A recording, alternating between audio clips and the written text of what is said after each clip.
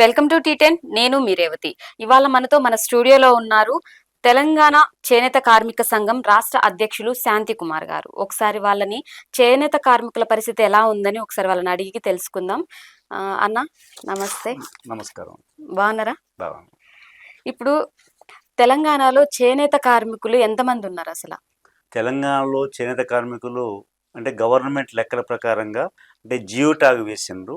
ఆ geo tag వేసిన లెక్కల ప్రకారంగా దాదాపుగా 30,000 మంది ఉన్నారు. అంటే మొగ్గాల సంఖ్య అన్నట్టు.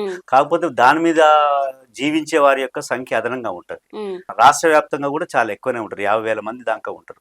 జియో ట్యాగ్ నెంబర్లు వేయని వాళ్ళు కూడా ఇవాళ మొగ్గాలు వేస్తూనే ఉన్నారు. వీళ్ళంతా ఇవాళ చాలా ఇబ్బందులు ఉన్నారు. ఆర్థికమైన ఇబ్బందులతోటి చాలా మంది ఉన్నారు. ఈ మధ్య కాలంలో మేము రేపు ఉదయం సదస్సు ఏర్పాటు చేసినాము చేనేత కార్మికుల సమస్యల మీద. ఆ సదస్సు ఏర్పాటు చేసి ముందుగా అసలు ఈ సదస్సు కంటే ముందుగా ఒక అధ్యయనం చేయాలి. సమస్యలు ఏంటి, ఏ ప్రాంతంలో అంటే ఉదాహరణ కరీంనగర్ ఏరియాలో కాటన్ చీరలు నేస్తారు, లుంగీలు నేస్తారు, టవలు నేస్తారు. అదేవిధంగా గద్వాల ఏరియాలో గద్వాల పట్టు చీరలు నేస్తారు. ఇక్కడ పోచంపల్లి కాడ ఇక్కత్ చీరలు నేస్తారు. ఇట్లా వివిధ వెరైటీలు ఉన్నాయి కాబట్టి ఆ ప్రాంతాల్లో సమస్యలు ఏందో తెలుసుకోవడం కోసం అధ్యయన యాత్ర చేసాం. నవంబర్ 22వ తేదీ నుంచి నిన్నటి వరకు యాత్ర కొనసాగింది. ప్రతి గ్రామంలో కూడా చేనేత కార్మికులను కలిసి వాళ్ళ యొక్క సమస్యలను అడగడం జరిగింది. ప్రధానంగా వాళ్ళు లేవనెత్తిన సమస్యలు అంటే కూలు లేవు. కూళ్ళు అనేవి తక్కువగా ఉన్నాయి. ఒక రోజు పని చేస్తే 180 రూపాయలు, 200, 250, 400 కూడా ఎవరికి రావట్లేదు. అందువల్ల కొత్త జనరేషన్ అనే వాళ్ళు ఈ వృత్తిలోకి రావట్లేదు. అదే ఇప్పుడు మరి ప్రభుత్వం కూడా అనేక పథకాలు ప్రవేశపెట్టింది కదా, అవి అసలు ఎట్లా ఉన్నాయి, అసలు అవి అందరికి అందుతున్నాయా లేదా? పథకాలు చాలా కాలం నుంచి పథకాలు ఉన్నాయి, కానీ ఆ పథకాలు సక్రమంగా ఇంప్లిమెంటేషన్ లేదు. ఉదాహరణకు కేంద్ర ప్రభుత్వంలో గతంలో ఉన్న ప్రభుత్వాలన్నీ కూడా నేషనల్ హ్యాండ్లూమ్ బోర్డ్ అని, హ్యాండీక్రాఫ్ట్స్ బోర్డు అని ఇవన్నీ కూడా ఏర్పాటు చేసి నెహ్రూ గారి కాలంలోనే ఒక సోషల్ యాక్టివిటీస్ తోటి సర్వే చేయించి ఏనాడైనా కూడా ప్రభుత్వం ఈ యొక్క వీటి మీద చేనేత వస్త్రాల మీద కానీ నూలు యార్ను సబ్సిడీ మీద కానీ పన్నులు వేయొద్దని చెప్పిండు ఆయన. కానీ ఇవాళ పరిస్థితి ఏంటంటే ఆ పన్నులు వేసి దీని యొక్క దెబ్బతీయడానికి ప్రయత్నం చేస్తున్నారు. ఈనాడున్న ప్రభుత్వం అన్ని పథకాలన్నీ కూడా రద్దు చేసింది. కేంద్రంలో ఉన్న ప్రభుత్వం హ్యాండ్లూమ్ టెక్స్టైల్ బోర్డు రద్దు చేసింది 2014లో.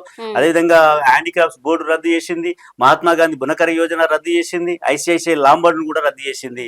ఇవాళ గత ప్రభుత్వం గతంలో 2013-14లో 2,400 కోట్ల బడ్జెట్ ఉంటే ఇవాళ ఎంత అంటే 200 కోట్ల బడ్జెట్. ఈ 200 కోట్ల బడ్జెట్ ఈ దేశంలో ఉన్న ఇన్ని రాష్ట్రాలకు ఎట్లా సరిపోతుంది? అంటే ఈ చేనేతను మొత్తంగా కూడా నాశనం చేయడానికి లేకుండా సమూలంగా నిర్మూలించడం కోసమే ఈ ప్రభుత్వాలు పనిచేస్తున్నట్లుగా ఉన్నాయి. పథకాలు అంటే మన రాష్ట్రానికి వస్తే కొన్ని పథకాలు ఉన్నాయి. ఆ పథకాలలో థ్రిఫ్ట్ పథకం అనేది ఉన్నది. ఈ థ్రిఫ్ట్ పథకం ఏదో మేము ఇయ్యాల పెట్టామని చెప్పుకోవడం కాదు. దాదాపు 50 సంవత్సరాల నుంచి ఈ థ్రిఫ్ట్ పథకం ఉంది. అంటే గతంలో ఒక నేత కార్మికుడు మొగ్గం నేసి ఆ వస్త్రాలను తీసుకొచ్చి సంఘానికి వస్తే ఆ సంఘంలో ఆయనకి ఎంత అమౌంట్ అయితే మొత్తం వస్తుందో ఆ మొత్తం నుంచి 6 పైసలు తీసి ఒక సపరేట్ అకౌంట్లో వేసి దాన్నే థ్రిఫ్ట్ అన్నారు. అకౌంట్లో వేసి 200 రూపాయలు ఆయనకి ఎప్పుడైతే అయితే ఆ 200 రూపాయలు ఆ యొక్క నేత కార్మికునికి ఇచ్చేది. ఒకవేళ మధ్యన ఏమైనా ఆయనకు ఫంక్షన్స్ అవో ఇవో ఉంటే కావాలని కాక అధ్యక్షుని కాక అడిగినట్లయితే అధ్యక్షుడు చేనేత కార్మిక సంఘం చేనేత సంఘం అధ్యక్షుడు వాటికి ఇచ్చేవాళ్ళు. ఇవాళ ఆ పథకాలు దాని మాడిఫికేషన్ అయింది, రకరకాల మాడిఫికేషన్ అయ్యి ఇవాళ ఆ పథకంలో చేనేత కార్మికుడు 1,200 వేసినట్లయితే ప్రభుత్వం ఇంకో 2,400 వేస్తుంది. చేనేత కార్మికుడు 2,000 వేసినట్లయితే ప్రభుత్వం 4,000 రూపాయలు వేస్తుంది. అది 3 సంవత్సరాలు అయిపోయిన తర్వాత ఈ చేనేత కార్మికుడు జమ చేసిన డబ్బులు, అదేవిధంగా ప్రభుత్వం జమ చేసిన డబ్బులు ఇవన్నీ కూడా 3 సంవత్సరాల తర్వాత ఆయనకు ఇవ్వడం జరుగుతుంది. అయితే గత ప్రభుత్వంలో 2024 వరకు ఆగస్టులో అయిపోయిండే. ఆ ఆగస్టులో అయిపోయిన పథకాన్ని చాలా రోజుల దాకా పెండింగ్ పెట్టిర్రు. మొన్న మేము చేనేత కార్మిక సంఘం నుంచి కొంత మేము ఎజిటేషన్ తీసుకురావడం వల్ల మేము పోరుయాత్ర చేస్తామన్న తర్వాత మంత్రి గారు పిలిచి మాతో చర్చలు జరిపిన తర్వాత అది ఆ గత ప్రభుత్వంలో ఏవైతే పథకాల్లో ఉండే 90 కోట్ల రూపాయలు రిలీజ్ చేసిర్రు. ఇప్పుడు వాళ్ళందరికీ కూడా వచ్చినాయి. వాళ్ళందరూ కూడా థ్రిఫ్ట్ పథకంలో వాళ్ళకి జమ. కానీ ఆ పథకాన్ని మళ్ళీ కొనసాగించాలి. ఆ కొనసాగించకుండా ఆగస్టులో అయిపోతే సెప్టెంబర్ నుంచి కొనసాగించాల్సి ఉండే, అది కొనసాగించలేదు, ఆగిపోయింది. ఇక ఇంకోటి నూలు సబ్సిడీ పథకం ఉండే. గతంలో 40%, 50% నూలు సబ్సిడీ ఇచ్చేది. అంటే నేత కార్మికుడు నూలు బయట తెచ్చుకున్నట్లయితే దాని మీద సబ్సిడీ ఇచ్చేది. ఇవాళ ఆ సబ్సిడీ అనేది తీసేసి అదన్నీ కూడా దాంట్లో లేట్ అవుతుందనే ఉద్దేశంతో తీసేసి గత ప్రభుత్వం ఏం చేసిందంటే చేనేత కార్మికుడు జియో ట్యాగ్ ఉన్న చేనేత కార్మికునికి నగదు బదిలీ పథకాన్ని ప్రవేశపెట్టింది. 2,000 రూపాయలు చేనేత కార్మికుడికి. ఆయన కింద ఒక నేత కార్మికుడు మొగ్గనేస్తున్నాడంటే ఆయన కింద ఇద్దరు పని చేయాలి. ఏది కండెలు చుట్టడానికి కానీ అచ్చు అతకడానికి కానీ ఇవన్నీ కూడా ఇద్దరు పని చేయాలి. ఆ ఇద్దరికి చెరో 500 చొప్పున 3,000 రూపాయలు వేసారు. కానీ గత ప్రభుత్వం 2 నెలలు మాత్రమే అక్టోబర్ నవంబర్ మాత్రమే 2 నెలలు మాత్రమే వేసింది. ఆ తర్వాత అది బంద్ అయింది. కొత్త ప్రభుత్వం వచ్చిన తర్వాత 2000 డిసెంబర్లో ఈ ప్రభుత్వం వచ్చిన తర్వాత ఇంతవరకు ఆ ఊసే లేదు. మేము చాలా సార్లు అడిగినాం కూడా కమిషన్ దగ్గర, దాదాపుగా 3 గంటలు మేము చర్చలు జరిపినా కూడా ఫస్ట్ మీరు అదేయండి అన్నా కూడా ఇంతవరకు వేయలేదు. ఇంకోటి నేతన్న బీమా పథకం ఉండే. నేతన్న బీమా పథకం గతంలో లేదు. రైతులకు ఎట్లయితే రైతన్న బీమా ఇస్తున్నారో అట్నే నేతన్న బీమా కూడా ఇవ్వమని మేము కోరడం వల్ల ఎవరైతే నేత కార్మికుడు 50 సంవత్సరాల వయసు ఉన్న ఆయన ఉండో, జియో ట్యాగ్ ఉన్న ఆయన ఉండో, ఆయన చనిపోతే ఆయనకు 5 లక్షల రూపాయలు ఇస్తారు. అది కూడా ఈ మధ్య కాలంలో బంద్ అయింది. అయితే ఇంకోటి అంటే 59 సంవత్సరాల వరకే అది ఉన్నది. ఇక్కడ ఏంటంటే నేత కార్మికులు దాదాపు 80 సంవత్సరాల వరకు కూడా మొగ్గాలు వేస్తున్నారు. 59 కాదు, ఇవాళ వచ్చే కొత్త తరం వస్తలేదు కాబట్టి ఎక్కడ చూసినా కూడా నేను చాలా దిక్కులు అన్ని సెంటర్లలో చూసినా 50 కేంద్రాలు చేనేత కేంద్రాలను సందర్శించినా ఎక్కడ చూసినా కూడా యువతరం అనేది ఇందులో రావట్లేదు. అదే ఇప్పుడు 50 సంవత్సరాల వరకు పెద్దవాళ్ళు చేస్తున్నారు అన్నారు కదా, మరి వాళ్ళు ఎందుకు అట్లా చేస్తున్నారు? మరి భవిష్యత్ తరాలలో యంగర్స్ ఉన్నారు, మరి వాళ్ళు ఎందుకు ఈ వృత్తి చేయడానికి ఇష్టపడట్లేదు? అమ్మ ఇప్పుడు 50 సంవత్సరాలు, ఇప్పుడు నేను ఎక్కడ చూసినా కూడా 50 సంవత్సరాల నుంచి 80 సంవత్సరాలు పని చేస్తున్నానని చెప్పిన. ఎందుకంటే ఇందులో కూలు తక్కువగా ఉన్నాయి. ఒక లుంగీ నేస్తే 87.5 రూపాయలు ఇస్తున్నాడు. ఒక లుంగీ నేస్తే ఒక లుంగికి 87.5. ఒక కార్మికుడు ఒక లుంగిని ఒక రోజులో 2 లుంగీలు మాత్రమే లేస్తాడు. అంటే ఎంత వస్తుంది? 186, 190 రూపాయలు వస్తుంది. అంటే 200 లోపట్నే వస్తుంది. అదేవిధంగా ఖర్చులు నేసినా కూడా, అదేవిధంగా జముకాలు నేసినా కూడా ఎవరికి కూడా 250, 300 రూపాయలు మాత్రమే కూలి పడుతున్నది. కరీంనగర్ ఏరియాలో అంత కాటన్ వెరైటీ నేస్తున్నారు, అక్కడ మాత్రం అంత పడుతున్నారు. అంత తక్కువ కూలితో ఎవరు పని చేయడానికి వస్తారు? ఇవాళ యువతరం రాకుండా వేరే వృత్తులకు పోవడానికి అదే కారణం అంటారు. అందుకని గత తరం ఏదైతే ఉందో, పాత వాళ్ళు ఎవరైతే ఉన్నారో ఆ పాత వాళ్ళు ఏంటంటే వేరే వృత్తికి పోలేక, ఇతర పనులు చేయలేక, కష్టానికి అలవాటు పడలేదు కాబట్టి వాళ్ళు అదే రకంగా కొనసాగుతూ పోతున్నారు. 50 నుంచి 80 సంవత్సరాల వాళ్ళు ఇవాళ పని చేస్తున్నారు. ఒక ఆమె కండెలు చుట్టేట ఆమె దాదాపుగా రోజుకు 110 రూపాయలు, 120 రూపాయలే సంపాదిస్తుంది. ఆ ఉదయం 8 గంటలకు వస్తుంది, సంఘంలో కూర్చుంటుంది, 8 గంటలకు వస్తుంది, 5 గంటలకు వెళ్ళిపోతుంది, 120 రూపాయలు. మామూలు కార్మికుడు గాక బయటికి పోతే, పనికి పోతే 600 రూపాయలు, 700 రూపాయలు ఇస్తున్నారు. అంత తక్కువ వేతనాలు ఉన్నప్పుడు ఎవరు కూడా పని చేయడానికి రారు కదా. అందువల్ల ఏంటంటే వాళ్ళ యొక్క వేతనం తక్కువైతుంది కాబట్టి, వాళ్ళ యొక్క ఆదాయం తక్కువైతుంది కాబట్టి కుటుంబాన్ని పోషించుకోలేని పరిస్థితులలో అప్పుల పాలవుతున్నారు. అప్పులు చేసి కుటుంబంలో ఉండే ఏమైనా పెళ్లిళ్ళు చేయడం కానీ ఇవన్నీ అప్పులు చేయడం వల్ల ఆఖరికి లాస్ట్లో ఆకలి ఆత్మహత్యలు కూడా గురవుతున్నారు. సిరిసిల్ల కాడ దాదాపుగా 14 మంది ఆత్మహత్యలకు గురయ్యారు. ఇది ఇవాళ ఉన్న చేనేత కార్మికుల యొక్క పరిస్థితి. అంటే ఏ పథకమైనా కూడా దానికి సక్రమైన అమల్లో అనేది లేదు. ఈ పథకాలన్నీ కూడా గత ప్రభుత్వం ఏం చేసింది? బతుకమ్మ చీరలను పెట్టింది, అది పవర్ లూమ్స్ వాళ్ళకు ఉపయోగపడ్డది. ఆ ప్రభుత్వం పోగానే ఈ ప్రభుత్వం బతుకమ్మ చీరలు కాదు అని చెప్పేసి అంటుంది. మేము మంత్రి గారిని అదేవిధంగా అధికారులను కోరినాం, ఏదైతే పథకం గత ప్రభుత్వం పెట్టిందో పథకాలు మార్చండి, పేరు మార్చండి, కానీ ఏదైతే చేనేత కార్మికులకు పని కల్పించండి. పని కల్పించే బాధ్యత ప్రభుత్వాన్ని. రాష్ట్రంలో ఉండే ప్రభుత్వం ఏదైతే ఉందో ప్రజలకు పని కల్పించాలి, ఆ బాధ్యత ప్రభుత్వం మీద ఉంది కాబట్టి నేత కార్మికులకు పని అప్పచెప్పాలి, పని కల్పించాలి. గతంలో జనతా వస్త్రాలు ఇచ్చినారు, ఏది సబ్సిడీ సెంటర్ల కంట్రోల్ రేషన్ షాపుల ద్వారా. ఇవాళ కూడా మేమేమంటున్నాం అంటే లింగీలు కానీ, లేకపోతే చెద్దర్లు కానీ, లేకపోతే బెడ్షీట్లు కానీ, చీరలు కానీ అతి తక్కువలో మీరు ఖరీదు చేసుకొని వీళ్ళ దగ్గర చేనేత కార్మికుల దగ్గర ఖరీదు చేసుకుని అవి రేషన్ షాపుల ద్వారా ఫ్రీగా ఇవ్వండి. అట్లా వీళ్ళకి పని దొరుకుతుంది కదా, పని కల్పించమని మేము డిమాండ్ చేస్తాం. అయితే అన్న, ఇప్పుడు మరి బయట అన్ని వస్తువుల పైన జిఎస్టి భారం పన్ను ఉంది అంటున్నారు, మరి చేనేత కార్మికుల మీద ఎట్లా ఉంది? మరి ఇప్పుడు జిఎస్టి అనేది గతంలో ఉన్న ప్రభుత్వాలన్నీ కూడా చేనేత మీద ఎట్టి పరిస్థితుల్లో కూడా ఈ యొక్క పన్నులు వేయొద్దని నేను నెహ్రూ గారే ఆ రోజు చెప్పిండు. కానీ ఇవాళ ఏమొచ్చిందని అంటే ఈ ప్రభుత్వం ఇవాళ చేనేత మీద GST 5% వేయడం వల్ల దాని యొక్క నూలు, రంగులు, రసాయనాల యొక్క రేటు పెరిగిపోతున్నది. ఆ రేటు పెరిగిపోవడం వల్ల దీని యొక్క రేటు కూడా పెరిగిపోతున్నది. నేత వస్త్రం యొక్క రేటు కూడా పెరిగిపోతున్నది. అదే పాలిస్టర్ ఏమో కృత్రిమ దారాలు కాబట్టి చాలా తక్కువ రేట్లో చీప్గా 50 రూపాయలకు 100 రూపాయలకి చీర దొరుకుతుంది. సూరత్ లో 50 రూపాయలకు రోడ్డు మీద అమ్ముతారు, 100 రూపాయలకు చీరలు అమ్ముతారు. అది పాలిస్టర్ కాబట్టి.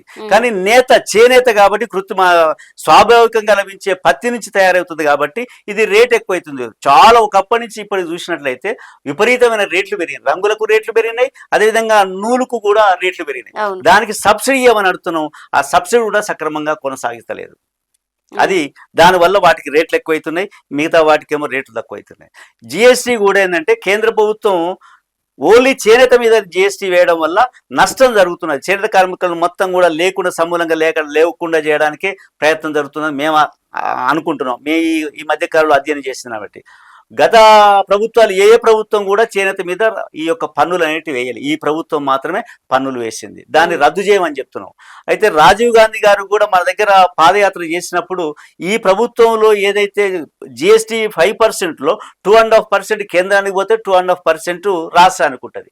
ఈ రాష్ట్రానికి ఉన్న 2.5%ను మేము రిటర్న్ చేస్తామని కూడా రాహుల్ గాంధీ గారు హామీ ఇచ్చిండ్రు.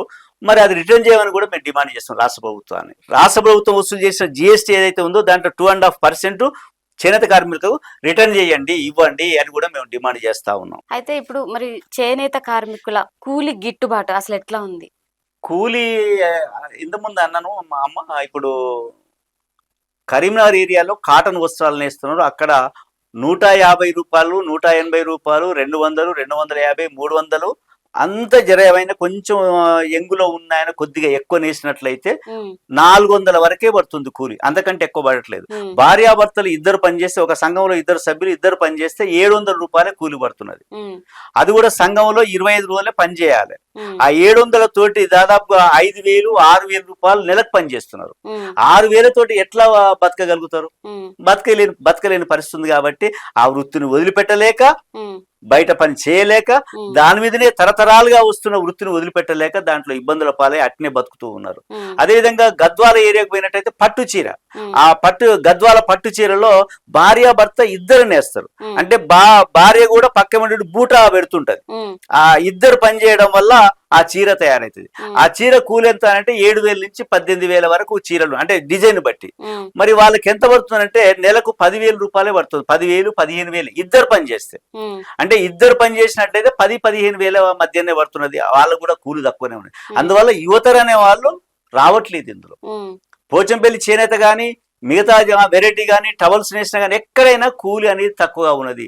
మేము ఇంతమంది దాదాపు 50 కేంద్రాలలో మేము తిరిగిన దగ్గర చేనేత కార్మికులు మీరు ఏం చెప్తారమ్మా, మీరేం అడుగుతారు అని అంటే, అయ్యా 2016లో ఈ కూళ్లు పెంచినరు, ఇంతవరకు ప్రభుత్వం మాకు కూళ్లు పెంచలేదు, ఆ కనీస వేతనాల చట్టం ప్రకారంగా మాకు కూళ్లు పెంచండి అని వాళ్ళు డిమాండ్ చేశారు. మేము కూడా ప్రభుత్వాన్ని అడుగుతా ఉన్నాం. ఆ చేనేత కార్మికులు చాలా దీనావస్థలు ఉన్నారు కాబట్టి ఇమ్మీడియట్ గా మీరు కూళ్లు పెంచండి వాళ్ళకని చెప్పండు. అంటే టెస్కో నష్టపోతుంది కానీ చెప్తున్నారు. టెస్కో అనంటే టెస్కోకి మీరు రాయితీ కల్పించండి, రాయితీ కల్పించి, వస్త్రాల మీద రాయితీ కల్పించి మీరు తీసుకొని వాళ్ళకు ఆ కూలు పెంచాలి. మరి దీనికి నష్టం వస్తుందని చెప్పి వాళ్ళు కూలు ఇవ్వమంటే వాళ్ళు ఎట్లా బతారు? అది అమ్మ. ఇప్పుడు మామూలుగా చేనేత అంటేనే మంచి డిమాండ్ ఉన్న వృత్తి. అయితే మరి జనం కూడా మరి చేనేత వస్త్రాలని అసలు ఎందుకు ఎక్కువ కొనడం లేదు? రేటు ఇప్పుడు పాలిస్టర్ వస్త్రాలు 50 రూపాయలు దొరుకుతుంది. చేనేత వస్త్రాలు నీకు ఏ కాటన్ చీర అయినా కూడా 800, 900 పడుతుంది. నారాయణపేట కాటన్ చీరలు దాదాపు 800, 700, 600కు లోపట లేదు. మామూలుగా ముతక చీర అయినా కూడా 400, 500కు దొరుకుతున్నది. మరి అదే పాలిస్టర్ చీర నీకు 50 రూపాయలకు, 100 రూపాయలకే దొరుకుతున్నది. కాటన్ చీర తొందరగా చినిగిపోతుంది, అదో తొందరగా చినిగిపోదు. అందువల్ల ఏంటంటే ఈ రేటు దృష్ట్యా ఇవాళ అంతా గ్రామీణ ప్రాంతాల్లో అంతా పేదలు ఉన్నారు కాబట్టి ఆ పేదలు ఈ యొక్క ఎక్కువ రేటు పెట్టి, ఎక్కువ ధర పెట్టి కొనలేరు కాబట్టి వాటికి అలవాటు పడుతున్నారు అంతే. అందువల్ల చేనేతకు కూడా డిమాండ్ తక్కువైంది, గిరాకీ తక్కువైంది. అందుకని చేనేతకు ఈ రాయితీలన్నీ కల్పించాలి. కల్పిస్తే ఆ చేనేతను ఆ యొక్క మామూలు పౌరులు కొనడానికి అవకాశం. చేనేత అంటేనే ఒక అంటే చెప్తుంటారు కదా, మామూలుగా అగ్గిపెట్టెల్లో కూడా చేనేతని పెట్టి అంతా చేస్తారు. ఇప్పుడు భారత జాతీయ స్వాతంత్ర పోరాటంలో కూడా గాంధీ గారు చేనేత గుర్తైన రాట్నాన్ని ఆ యొక్క జెండా మీద పెట్టుకున్నారు. అంటే అంత స్వాతంత్ర పోరాటంలో కూడా దీనికి ఒక చరిత్ర ఉన్నది. ఆనాడు లక్షలాది మంది, కోట్లాది మంది దాని మీద జీవనం చేస్తున్నారు. అగ్గిపెట్టె, చిన్న అగ్గిపెట్టెలో కూడా ఇవాళ కూడా తయారు చేసే వాళ్ళు ఉన్నారు. అంత నైపుణ్యం ఉన్నది. ఆ నైపుణ్యం అంటే ఇది ఒక కళాకారులు, అంటే చేనేతను ఒక వృత్తి కాకుండా ఒక కళలాగా భావించి దీనికి రాయితీలు కల్పించాలి. చేనేత కళను ప్రోత్సహించి దాని డిమాండ్ తగ్గకుండా ప్రభుత్వం తగు చర్యలు తీసుకుంటే ఆ చేనేత కళ నివసిస్తుంది, లేకపోతే నాశనం అయిపోతుంది. చేనేత కార్మికులకు కార్పొరేషన్ ఉంది కదా, అసలు ఎట్లా నడుస్తుంది, దాని పరిస్థితి ఎట్లా ఉంది? చేనేత కార్మికులకు గత ప్రభుత్వం హ్యాండ్లూమ్ కార్పొరేషన్ ఏర్పాటు చేసింది, అదేవిధంగా పవర్లూమ్ కార్పొరేషన్ ఏర్పాటు చేసింది కానీ దానికి నిధులు మాత్రం కేటాయించలేదు. చైర్మన్లను నియమించింది, దానికి నిధులు మాత్రం ఏర్పాటు చేయలేదు. ఇప్పుడు కూడా పద్మశాలి కార్పొరేషన్ అని చేసింది, దానికి ఇంతవరకు నిధులు లేవు, దానికి చైర్మన్ గాని అధికారులను గాని ఎవరిని గాని దానికి నియమించలేదు. అంటే పేరుకు మాత్రం మేము చేస్తున్నాం అని చెప్తున్నారు కానీ యాక్చువల్ గా కార్యరూపంలో మాత్రం అన్ని కూడా దాల్చటం లేదు. అందువల్ల నష్టమే. ఒకటి ఏమైనా చేనేత కార్మికులకు ఉపయోగపడుతుంది అంటే టెస్కో. ఆ టెస్కో ఏం చేస్తారంటే ఈ యొక్క చేనేత సహకార సంఘాలలో తయారైన వస్త్రాలను అది కొనుగోలు చేస్తుంది. ఆ కొనుగోలు చేసిన వస్త్రాలను మార్కెట్ లో అది సేల్స్ కౌంటర్ల దగ్గర అమ్ముతుంది. అది కూడా ఏమైతుందని అంటే చేనేత వస్త్రాల సంఘాలలో తీసుకున్న ఏవైతే వస్త్రాల మీద వాళ్ళు ఎక్కువ శాతాన్ని వేసుకుంటున్నారు. అంటే లాభం 40% నుంచి 50%, 60% లాభం వేసుకునే వరకల్లా ఒక చీర ఇక్కడ 10,000కు తీసుకున్న చీరే అక్కడ వాళ్ళు టెస్కో వాళ్ళు బయటకు పోయే వరకల్లా 15,000, 16,000కు అమ్ముతున్నారు. మరి అదే చీరను వేరే షాపులలో, ప్రైవేట్ షాపులలో, ఆ ప్రైవేట్ షాపులలో 11,000, 12,000 అంటే వాళ్ళు తక్కువ లాభం చూసుకొని అమ్మడం వల్ల అక్కడ సేల్స్ ఎక్కువ అవుతున్నాయి, ఇక్కడ టెస్కోలో సేల్స్ పడిపోతున్నాయి. అందుకే మేమేమంటున్నాం అంటే టెస్కోలో ఉన్న ఉద్యోగస్తులందరికీ కూడా ప్రభుత్వమే జీతాలు ఇవ్వాలి. టెస్కోకు సంబంధించిన రోజువారీ ఖర్చులు ఏవైతే వ్యయాలు ఏవైతే ఉన్నాయో అది కూడా ప్రభుత్వమే భరించాలి. అట్లయినట్లయితే ఏమైతే అంటే టెస్కో ద్వారా ఇక్కడ వస్త్రాలు కొనుగోలు చేసి ఈ వస్త్రాలను వాళ్ళు తీసుకెళ్లిన తర్వాత దాని మీద 5%, 10% వేసుకొని మార్కెట్ రిలీజ్ చేస్తే చాలా అమ్మకాలు పెరుగుతాయి. ఆ అమ్మకాలు పెరగడం వల్ల చేనేత కార్మికులకు కూడా లాభం జరుగుతుందని చెప్తున్నాం. టెస్కోకు గవర్నమెంటే మొత్తం టేకప్ చేసి దానికి నిధులు కేటాయించాలి. మేము మా చేనేత కార్మిక సంఘం నుంచి ఒక డిమాండ్ ఏం చేస్తున్నామనంటే ఈ టెస్కో ఇవన్నిటికంటే హ్యాండ్లూమ్ వెల్ఫేర్ బోర్డు ఒకటి ఏర్పాటు చేసి, ఎందుకంటే ప్రభుత్వాలు మారుతా ఉంటే పథకాలు మారుతున్నాయి. ఇవాళ అభయహస్తం అని తీసుకొస్తున్నారు. మరి అభయహస్తం ఏమొస్తుందో మనకు తెలియదు కానీ మరి ఏ ప్రభుత్వం వచ్చినా ఒక కొత్త పథకాన్ని తీసుకొస్తున్నారు. అట్లా కాకుండా హ్యాండ్లూమ్ వెల్ఫేర్ బోర్డు ఏర్పాటు చేసి దానికి ఒక 1,000 కోట్ల రూపాయలు కేటాయించి దాని ద్వారానే ఇవన్నీ అమలుగాక చేసినట్లయితే ప్రభుత్వాలు ఎన్ని మారినా కూడా పథకాలు మాత్రం సజీవంగా అట్నే ఉంటాయని మేము డిమాండ్ చేస్తున్నాం. కేరళలో హ్యాండ్లూమ్ వెల్ఫేర్ బోర్డు ఏర్పాటు చేసిండ్రు. ఎక్కడైతే చేనేత సహకార సంఘాలలో చేనేత కార్మికుడు పనిచేస్తున్నాడో ఆ పని చేసిన రోజు ఆయనకు మీటర్కు 50 రూపాయల నుంచి 70 రూపాయలు, 80 రూపాయలు కూలిస్తారు. ఆ ఎన్ని మీటర్లు వేస్తాడో అన్ని మీటర్ల కూలి ఇస్తారు. కానీ ఆ సంఘం ఇచ్చే కూలి కాకుండా ప్రభుత్వమే 94 రూపాయల కరువు భత్యాన్ని డిఏను ఆ యొక్క చేనేత కార్మికుడికి అందజేస్తున్నది. అదే ప్రకారంగా ఆ చేనేత కార్మికులకు ఈఎస్ఐ ఆసుపత్రి సదుపాయాలు కూడా కలగజేస్తున్నది. కానీ మన దగ్గర అలాంటి బోర్డు ఏర్పాటు చేసి ఇట్లా కార్మికుల సంక్షేమం కోసం పనిచేయాలని ఈ సందర్భంగా మేము విజ్ఞప్తి చేస్తున్నాం ప్రభుత్వం. ఓకే అన్న, చాలా మంచిగా చెప్పారు. అంటే చేనేత కార్మికుల గురించి చాలా బాగా ఎక్స్ప్లెయిన్ చేసి చెప్పారు. చూసారు కదా మన శాంతి కుమార్ అన్న, చాలా మంచిగా చెప్పారు. చూసారు కదా మన అంటే శాంతి కుమార్ అన్న ఏమంటున్నారంటే పొద్దున్న నుంచి సాయంత్రం వరకు చాలా కష్టపడతారు. అంటే 50 సంవత్సరాల వాళ్ళు, అంటే భార్యాభర్తలు ఇద్దరు కూడా చాలా కష్టపడి పని చేస్తున్నా కూడా వాళ్ళకి సరైన కూలి లేదు, వాళ్ళకి చాలా తక్కువ కూలి ఉంటుంది. సో అట్లా కాకుండా అంటే ఇప్పుడు ఇంకొకటి ఏంటంటే యంగర్స్ కూడా, భవిష్యత్ తరాల్లో యంగర్స్ కూడా రావాలంటే కూలి సరిగా లేదు. కాబట్టి వాళ్ళు ఏంటంటే బయట ఇంకేమైనా వృత్తికి కానీ లేకపోతే ఇంకేమైనా చేయడానికి బయటికి వెళ్ళే అవకాశం ఉంది. సో అలా కాకుండా చేనేత కార్మికులను కూడా గుర్తించి వాళ్ళకి కూలి పెంచాలి, గవర్నమెంట్ కూడా వాళ్ళకి ఇంకా హెల్ప్ చేయాలి, వాళ్ళని గుర్తించి వాళ్ళకి కొన్ని పథకాలు ప్రవేశపెట్టాలని శాంతి కుమార్ అన్న డిమాండ్ చేస్తున్నారు. సో ఇది వాళ్ళ ఇంటర్వ్యూ. నెక్స్ట్ ఇంటర్వ్యూతో మళ్ళీ కలుద్దాం. నమస్తే.